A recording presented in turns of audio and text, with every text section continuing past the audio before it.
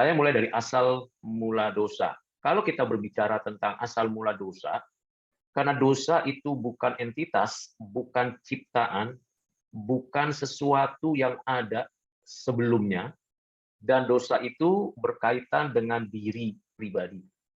Dan kita mengetahui bahwa Alkitab itu diwahyukan oleh Allah, dikaruniakan kepada kita manusia. Memang di dalam Alkitab ada penjelasan singkat, walaupun itu bukan kisah, tapi ada penjelasan singkat mengenai kejatuhan Lucifer beserta sepertiga malaikat Tuhan. Namun, di dalam kisah-kisah yang ada di dalam Alkitab, tidak dijelaskan kisah kejatuhan Lucifer. Nah, ini mesti diperhatikan dengan baik. Dan karena kita membahas tentang keberdosaan manusia, maka yang menjadi concern kita ialah asal mula keberdosaan manusia, bukan asal mula keberdosaan Lucifer, beserta dengan sepertiga malaikat yang sudah dijatuhkan hukumannya, sementara dijatuhkan ke bumi, dan pada waktunya nanti di api neraka yang sudah disediakan Tuhan di sana. Nah, kalau kita berbicara tentang keberdosaan manusia, dimulai dari Adam. Adam yang mendapatkan menerima covenant kerja. Adam bersama dengan Hawa mengerti dan mengetahui dengan utuh apa yang telah dikaruniakan Tuhan kepada Adam dan Hawa. Yang pertama, dikaruniakan Tuhan untuk memiliki otoritas, kekuatan, dan kuasa atas alam, atas bumi untuk dikelola, untuk dipelihara. Yang kedua, diberikan karunia pohon kehidupan di tengah Taman Eden. Namun juga ada perintah tidak boleh makan buah pohon pengetahuan yang baik dan jahat yang ada di taman ini. Untuk menguji kesetiaan Adam dan Hawa kepada Allah. Karena memang Adam dan Hawa diciptakan dalam kondisi sudah dewasa. Belum ada yang lain. Diciptakan dari debu tanah, dihembuskan napas hidup menjadi makhluk hidup, ciptaan pribadi gambar Allah yang mempunyai kebebasan. Pada kondisi yang sudah dewasa, tetapi belum diuji kesetiaannya. Di dalam covenant, selain menjelaskan tentang hidup dan keberadaan yang diberikan Tuhan kepada manusia, karunia-karunia yang diberikan Tuhan kepada manusia, di dalamnya juga ada perintah untuk ditaati. Di Taman Eden, memang di bumi ini, dan kita tahu bumi ini sudah ada dijatuhkan dari surga, dari langit, yaitu Lucifer yang jadi malaikat iblis, atau Lucifer yang menjadi iblis. Iblis itu artinya pemberontak. Nah, bersama dengan roh-roh jahat yang lain. Lalu, di Taman Eden ini, yang ada di bumi ini, ada ular, yang tentu diciptakan Tuhan, ular itu. Pada saat itu, karena memang si iblis ini ada di bumi, dia tahu bahwa ada manusia di Taman Eden, dia merasuki ular dan berbicara kepada Hawa, memutarbalikkan firman, mendorong untuk melakukan kejahatan dan memberontak kepada Allah, untuk mau seperti Allah dan seterusnya. Jadi iblis meragukan covenant apa yang diberikan Tuhan kepada Adam dan Hawa. Pada momen itu Adam dan Hawa tidak menggunakan otoritasnya dan pemikirannya yang rasional, kan manusia makhluk rasional. Seharusnya Adam dan Hawa bertanya, kalau memang Tuhan perintahkan seperti itu, diputarbalikkan hasil dari apa yang dipikirkan si ular, bukankah engkau membuktikannya, hai ular, gitu ya, hai setan. Seharusnya di situ ada suatu upaya dari Hawa dan Adam, bukan hanya pembelaan pasif, oh Tuhan tidak boleh kita makan pohon di tengah taman ini, padahal boleh loh, ada satu boleh dimakan, yaitu pohon kehidupan ada di tengah taman juga. Tapi pohon pengetahuan yang baik dan jahat tidak boleh dimakan. Kalau yang lain boleh gitu. Bukan, itu hanya pembelaan pasif. Tapi pembelaan aktifnya tidak disampaikan. Kalau memang betul, kalau makan nanti seperti itu, seperti Tuhan, kenapa kamu tidak makan? Kenapa kamu tidak menjadi seperti Tuhan? Bahkan dijatuhkan dari langit ke bumi dan dihukum. Kan itu harusnya menjadi pertanyaan yang logik. Tetapi apa yang dilakukan oleh Adam dan Hawa? Hanya pertahanan pasif, Lalu kemudian apa yang dilakukan? Dari hatinya memang punya keinginan untuk menggeser posisi Tuhan. Menggeser posisi Tuhan, dia mau sama posisinya seperti Tuhan. Tuhan yang di atas dia geser, mau disamakan dengan dia, dan ia juga karena sudah menggeser posisinya ingin menentukan sendiri apa itu baik, apa itu jahat, apa itu benar, apa itu salah. Selebihnya manusia juga punya keinginan untuk melanggar covenant. Oke, ini karunia memelihara, menjaga alam, bumi dan segala isinya. Tapi urusan perintah jangan makan ini saya langgar. Saya tidak mau lakukan.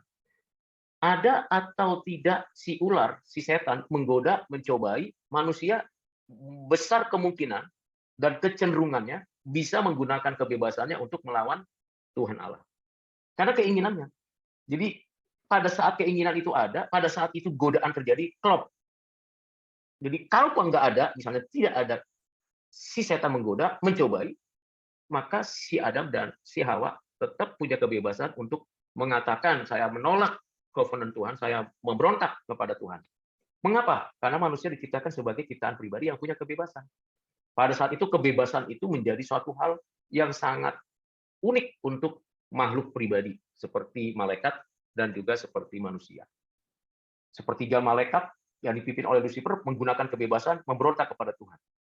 Lalu dijatuhkan hukuman. Tidak ada pertobatan, tidak ada penebusan untuk setan dan roh jahat. Finish. Tapi manusia spesial. Masih ada yang Tuhan nyatakan, yang manusia tidak pernah tahu sebelumnya. Yang dia tahu, kalau makan mati. Nah, di Taman Eden inilah yang awal mulanya manusia berdosa. Dari Adam.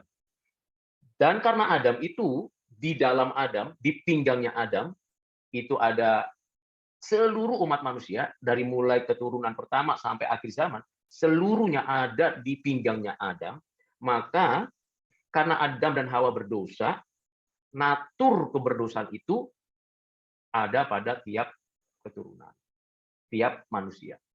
Jadi bukan karena pernikahan, bukan karena tiru-tiru lingkungan dan sekitarnya, tapi natur itu sudah ada. Maka bayi pun sudah bernatur dosa. Karena Adam itu mewakili manusia sekaligus kita ada di dalamnya. Karena dari Adam inilah seluruh umat manusia ada. Adam mewakili kita, kita ada di sana, dan kita ikut dalam natur keberdosaannya. Sebelumnya tidak berdosa, sebelumnya baik, sebelumnya semua sangat amat baik, kata Tuhan, termasuk Adam dan Hawa. Tetapi kebebasannya dipakai untuk melawan Tuhan. Nah, pada saat itu berdosa. Kapan berdosa? Bukan pada saat makannya buah pohon pengetahuan baik dan jahat. Ini bukan buah apel ya. Jadi sangat keliru kalau disebut buah apel gitu ya. Ini bukan buah apel. Enggak tahu namanya apa, tapi yang pasti di dalam Alkitab dituliskan buah pohon pengetahuan yang baik dan jahat. Buah kehidupan juga kita tidak tahu jenisnya, bentuknya seperti apa. Yang pasti tidak bisa kita makan dan tidak kita makan. Nanti pada waktunya di langit dan bumi yang baru, kita akan menikmati buah pohon kehidupan. Tetapi di tengah Taman Eden itu ada makan buah. Sebelum makan buah, sudah ada sikap hati memberontak. Dari dalam hati timbul pikiran, lalu bertindak jahat, makan buah. Waktu makan buah, terjadilah aktualisasi sin. Jadi ada di dalam hati sebagai naturnya, lalu bertindak. Bertindak ini yang kita lihat. Bertindak ini yang kita lihat. Akhirnya aktual sin, berdosa kepada Tuhan. Tapi dalam hati sudah berdosa kepada Tuhan. Kita hanya melihat dan memperhatikan aktual sin. Tapi kita tidak sadar atau sadar bahwa kita sebenarnya sudah di dalam natur berdosa. Nah, ini penting. Karena Adam dan Hawa sudah berdosa, keturunannya berdosa, tetapi belum aktual sin. Bayi belum aktual sin. Bayi belum berbuat dosa, tapi sudah berada di dalam natur berdosa. Bayi itu bernatur dosa dari papa mamanya? Tidak. Dari kakek nenek moyangnya? Tidak. Dari siapa? Dari Adam. Karena itu tidak boleh menyalahkan kakek, nenek, buyut di atas atau ayah, ibu kita. Karena memang kita sudah berdosa.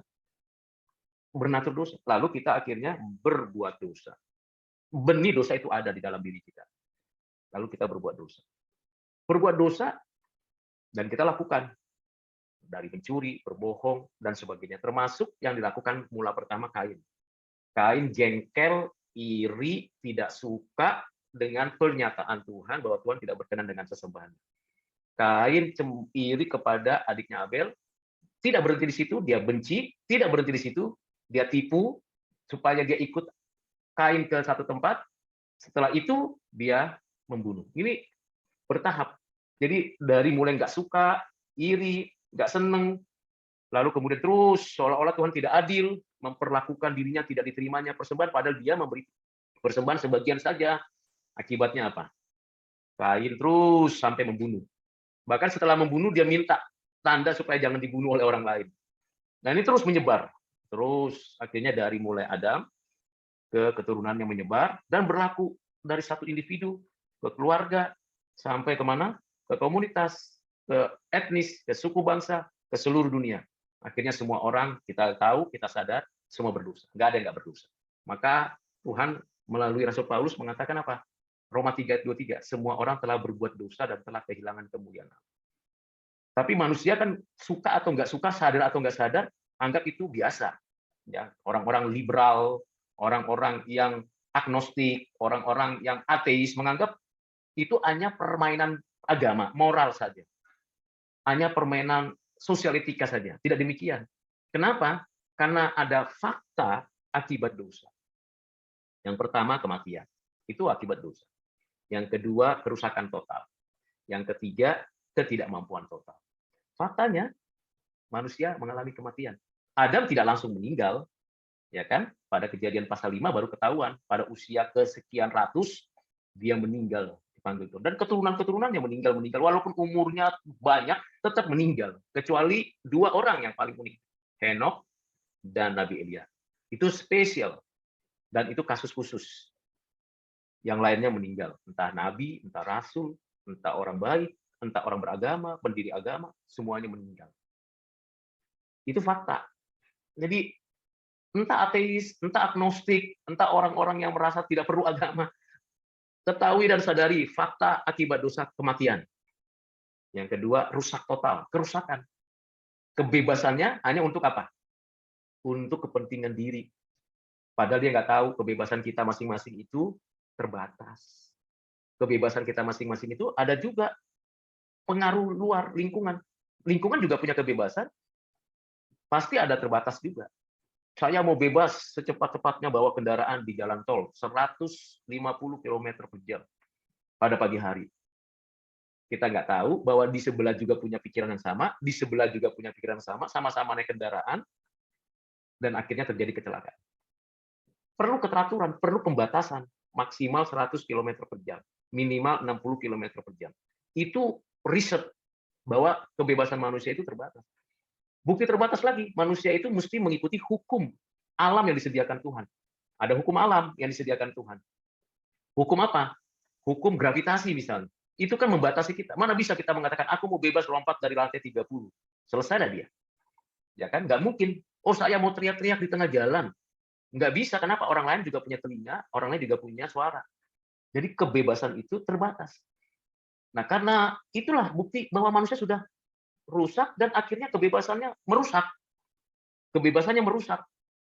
Asal tulis di medsos hal-hal yang buruk, yang najis, yang cemar, tampilkan sesuatu di TikTok yang najis, yang cemar, yang membuat orang lain itu memiliki pemikiran kotor, najis, cemar, jahat.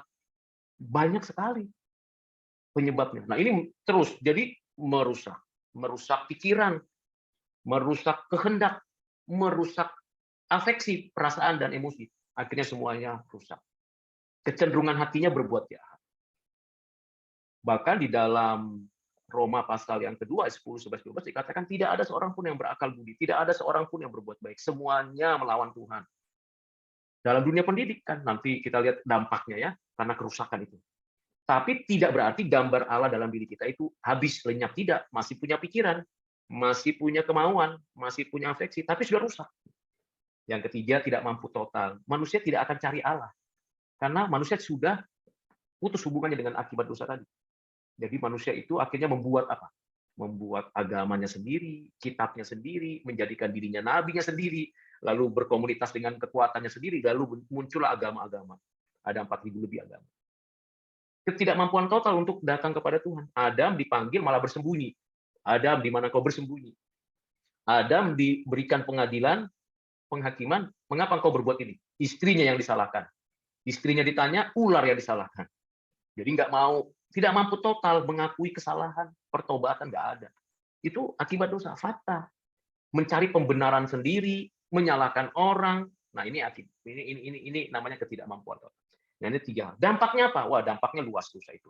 Dari dampak terhadap alam dan bumi rusak, ada illegal logging, perusakan terumbu karang, lapisan ozon karena penggunaan alat-alat yang tidak benar, ya.